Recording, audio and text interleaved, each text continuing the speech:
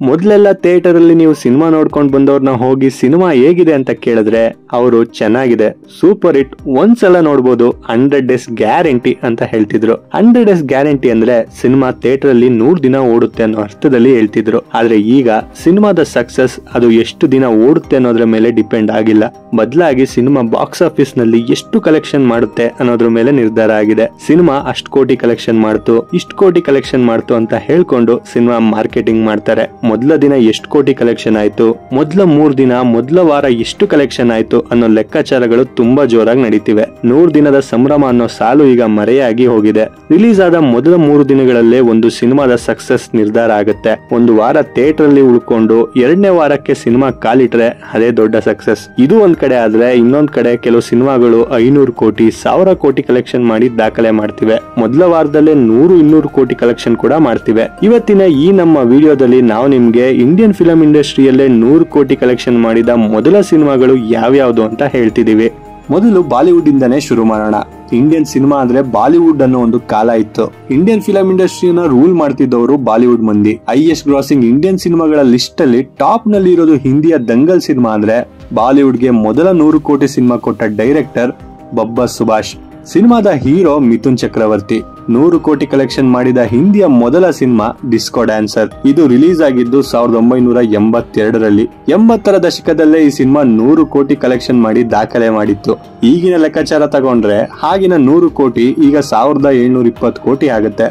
ಇಂಡಿಯಾದ largest film industry ಅಂದ್ರೆ ಅದು ಟಾಲಿವುಡ್. ಅತಿ ಹೆಚ್ಚು ದೊಡ್ಡ ಪ್ರೊಡಕ್ಷನ್ ಹೌಸ್ ಗಳು ಇರೋದು ಕೂಡ ಟಾಲಿವುಡ್ ನಲ್ಲೇ. ಇಂಡಿಯನ್ ಬಾಕ್ಸ್ ಆಫೀಸ್ ನ ಡಾಮಿನೇಟ್ ಮಾಡ್ತಿರೋದು ಕೂಡ ತೆಲುಗು ಚಿತ್ರರಂಗ. ಅತಿ ಹೆಚ್ಚು ಕಲೆಕ್ಷನ್ ಮಾಡಿರೋ ಇಂಡಿಯನ್ ಸಿನಿಮಾ ಟಾಪ್ 10 ಲಿಸ್ಟ್ ನಲ್ಲಿ ಟಾಲಿವುಡ್ ನ ಸಿನಿಮಾಗಳೇ ಜಾಸ್ತಿ ಇವೆ. ಸದ್ಯಕ್ಕೆ ಇರೋ ಡೇಟಾ ಪ್ರಕಾರ ಅತಿ ಹೆಚ್ಚು ಕಲೆಕ್ಷನ್ ಮಾಡಿರೋ ತೆಲುಗು ಸಿನಿಮಾ ಬಾಹುಬಲಿ. ಬಾಹುಬಲಿ ಅಂತ ಎಪಿಕ್ ಸಿನಿಮಾವನ್ನ ಇಂಡಿಯನ್ ಸಿನಿಮಾಗೆ ಕೊಟ್ಟಿದ್ದು ಡೈರೆಕ್ಟರ್ ರಾಜಮೌಳಿ. ಇದುವರೆಗೂ ಒಂದು ಫ್ಲಾಪ್ ಸಿನಿಮಾ ಇಲ್ಲದ 100% ಸಕ್ಸಸ್ ರೇಟ್ ಇರೋ ಕೆಲವು ಇಂಡಿಯನ್ ಡೈರೆಕ್ಟರ್ ಗಳಲ್ಲಿ ರಾಜಮೌಳಿ ಕೂಡ ಒಬ್ಬರು. ತೆಲುಗು ಚಿತ್ರರಂಗಕ್ಕೆ ಮೊದಲ 100 ಕೋಟಿ ಸಿನಿಮಾ ಕೊಟ್ಟಿದ್ದು ಇದೇ ರಾಜಮೌಳಿ. 100 ಕೋಟಿ ಕಲೆಕ್ಷನ್ ಮಾಡಿದ ಮೊದಲ ತೆಲುಗು ಸಿನಿಮಾ ಮಗಧೀರ.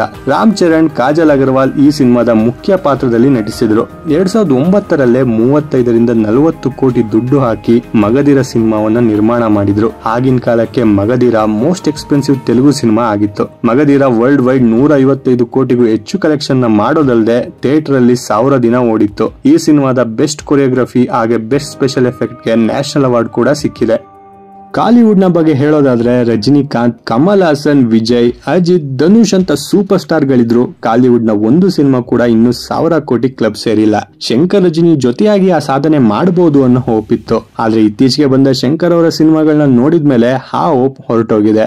ಆದ್ರೆ ಲೋಕೇಶ್ ಕನಕರಾಜ್ ಮತ್ತು ರಜನಿಕಾಂತ್ ಕಾಂಬಿನೇಷನ್ ನ ಕೂಲಿ ಈ ದಾಖಲೆ ಮಾಡಬಹುದು ಅನ್ನೋ ಹೋಪ್ ಇದೆ. ಹಾಗೆ ತಮಿಳು ಇಂಡಸ್ಟ್ರಿಯ ಮೊದಲ 100 ಕೋಟಿ ಸಿನಿಮಾ ಕೂಡ ರಜನಿಕಾಂತ್ ಅವರದೇ. ಶಂಕರ್ ಡೈರೆಕ್ಷನ್ ಅಲ್ಲಿ ಬಂದಿದ್ದ ಶಿವಾಜಿ 100 ಕೋಟಿ ಕ್ಲಬ್ ಸೇರಿದ ಮೊದಲ ತಮಿಳು ಸಿನಿಮಾ. ಇತ್ತೀಚೆಗೆ ಇಡೀ Indian cinema Malayalam cinema industry ಕಡೆ ತಿರುಗಿ ನೋಡೋ ಹಾಗಾಗಿದೆ. ಈ ತರದ ಕಂಟೆಂಟ್ ಗಳು ಅವರು ಕೊಡ್ತಿದ್ದಾರೆ. ಅವರ ಕಥೆಗಳು, ಸ್ಕ್ರೀನ್ ಪ್ಲೇ ಆಗಿವೆ. ಕಳೆದ ವರ್ಷ ಒಂದರಲ್ಲೇ ಮಲಯಾಳಂನ 6 ಸಿನಿಮಾಗಳು 100 ಕೋಟಿಗೂ ಹೆಚ್ಚು ಕಲೆಕ್ಷನ್ ಮಾಡಿವೆ. ಈ ವರ್ಷ ಆಲ್ರೆಡಿ 2 ಸಿನಿಮಾಗಳು 100 ಕೋಟಿ ಕ್ಲಬ್ ಸೇರಿವೆ. ಮಲಯಾಳಂನಲ್ಲಿ ಅತಿ ಹೆಚ್ಚು ಕಲೆಕ್ಷನ್ ಮಾಡಿರೋ ಸಿನಿಮಾ ಲಿಸ್ಟ್ ತಗೊಂಡ್ರೆ ಟಾಪ್ 10 ನಲ್ಲಿ 4 ಸಿನಿಮಾಗಳು ಮೋಹನ್ ಲಾಲ್ ಅವ್ರದೇ ಇದೆ. ಮಲಯಾಳಂನ ಮೊದಲ 100 ಕೋಟಿ ಸಿನಿಮಾ ಕೊಟ್ಟಿದ್ದು ಮೋಹನ್ ಲಾಲ್ ಅವರೇ. ಸಿನಿಮಾದ ಹೆಸರು ಪುಲಿ ಮುರುಗನ್. 2016ರಲ್ಲಿ ಈ ಸಿನಿಮಾ ರಿಲೀಸ್ ಆಗಿತ್ತು. ಇಂಡಿಯಾದ ಓಲ್ಡೆಸ್ಟ್ ಫಿಲಂ ಇಂಡಸ್ಟ್ರಿ ಅಂದ್ರೆ ಅದು ಮರಾಠಿ ಸಿನಿಮಾ ಇಂಡಸ್ಟ್ರಿ.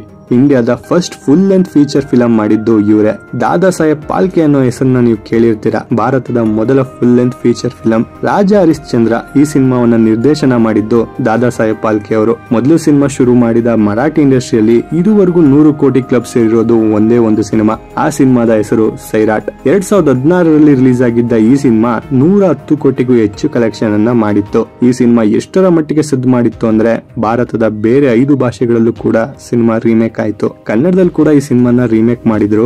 ಮನ್ಸು ಮಲ್ಲಿಗೆ ಅನ್ನೋ ಟೈಟಲ್ ಇಟ್ಕೊಂಡು ಎಸ್ ನಾರಾಯಣ್ ಅವರು ಸೈರಾಟ್ ಸಿನಿಮಾವನ್ನ ಕನ್ನಡಕ್ಕೆ ರೀಮೇಕ್ ಮಾಡಿದ್ರು. ಮರಾಠಿ ಸಿನಿಮಾದಲ್ಲಿ ನಟಿಸಿದ್ದ ಹೀರೋಯಿನ್ನೇ ಕರ್ಕೊಂಡ್ ಬಂದು ಕನ್ನಡಕ್ಕೆ ಪರಿಚಯಿಸಿದ್ರು. ಆದ್ರೆ ಕನ್ನಡದಲ್ಲಿ ಸಿನಿಮಾ ಹಿಟ್ ಆಗ್ಲಿಲ್ಲ. ಎಲ್ಲ ಸಿನಿಮಾ ಇಂಡಸ್ಟ್ರಿನ ನೋಡಿದ್ವಿ. ಈಗ ನಮ್ಮ ಸ್ಯಾಂಡಲ್ವುಡ್ ಬಗ್ಗೆ ನೋಡೋಣ. ಈಗ ಕನ್ನಡದ ಸಿನಿಮಾಗಳ ಪರಿಸ್ಥಿತಿ ಅಂತೂ ತುಂಬಾ ಚಿಂತಾಜನಕವಾಗಿದೆ. ಅದು ಥಿಯೇಟರ್ ಅಲ್ಲೇ ಆಗಿರ್ಬೋದು ಅಥವಾ OTT ಆಗಿರ್ಬೋದು, ಎರಡ್ ಕಡೆ ಕೂಡ ಕನ್ನಡ ಸಿನಿಮಾಗಳು ಓಡ್ತಿಲ್ಲ. ಈ ವರ್ಷ ಹತ್ತತ್ರ 100 ಕನ್ನಡ ಸಿನಿಮಾಗಳು ರಿಲೀಸ್ ಆಗಿವೆ, ಇನ್ನು ಒಂದು ಸಿನಿಮಾ ಕೂಡ ಹಿಟ್ ಆಗಿಲ್ಲ. ಕನ್ನಡದಲ್ಲಿ 1000 ಕೋಟಿ ಕ್ಲಬ್ ಸೇರಿರೋದು ಒಂದೇ ಒಂದು ಸಿನಿಮಾ. ಸ್ಟಾರ್ ಸಿನಿಮಾಗಳಿಗೆ ಮಾತ್ರ ಜನ ಥಿಯೇಟರ್ಗೆ ಬರ್ತಿದ್ದಾರೆ. ಈ ವರ್ಷದ ಮೊದಲ ಹಿಟ್ ಸಿನಿಮಾ ಯಾವ್ದಾಗುತ್ತೆ ಅಂತ ಕಾದು ನೋಡೋಣ. ನಮ್ಮ ಸ್ಯಾಂಡಲ್ವುಡ್ ನಲ್ಲಿ 100 ಕೋಟಿ ಮಾಡಿದ ಮೊದಲ ಸಿನಿಮಾ ಯಾವುದು ಅಂದ್ರೆ KGF. ಪ್ರಶಾಂತ್ ನೀಲ್ ಡೈರೆಕ್ಟ್ ಮಾಡಿದ 2ನೇ ಸಿನಿಮಾ ಇದು. KGF ಬಗ್ಗೆ ಯಶ್ ಬಗ್ಗೆ ಜಾಸ್ತಿ ಕನ್ನಡಿಗರಿಗೆ ಹೇಳೋ ಅವಶ್ಯಕತೆ ಇಲ್ಲ. ಯಶ್ ಅವರ ಮುಂದಿನ ಸಿನಿಮಾ ಟಾಕ್ಸಿಕ್ ಹಾಲಿವುಡ್ಗೂ ಕೂಡ ಎಂಟ್ರಿ ಆಗೋ ಸಾಧ್ಯತೆ ಇದೆ. ಇಂಗ್ಲಿಷ್ ನಲ್ಲಿ ಸಿನಿಮಾ ರಿಲೀಸ್ ಆಗುತ್ತೆ ಅನ್ನೋ ಸುದ್ದಿ ಇದೆ. ಏನಾಗುತ್ತೋ ನೋಡೋಣ. ಇದು ಒಂದ್ ಕಡೆ ಆದ್ರೆ ಇನ್ನೊಂದ್ ಕಡೆ ಜನ ಥಿಯೇಟರ್ಗೆ ಬಂದು ಕನ್ನಡ ಸಿನಿಮಾಗಳನ್ನ ನೋಡ್ತಿಲ್ಲ. ಹೊಸಬ್ರ ಸಿನಿಮಾಗಳು ಯಾವ್ದು ಹಿಟ್ ಆಗ್ತಿಲ್ಲ.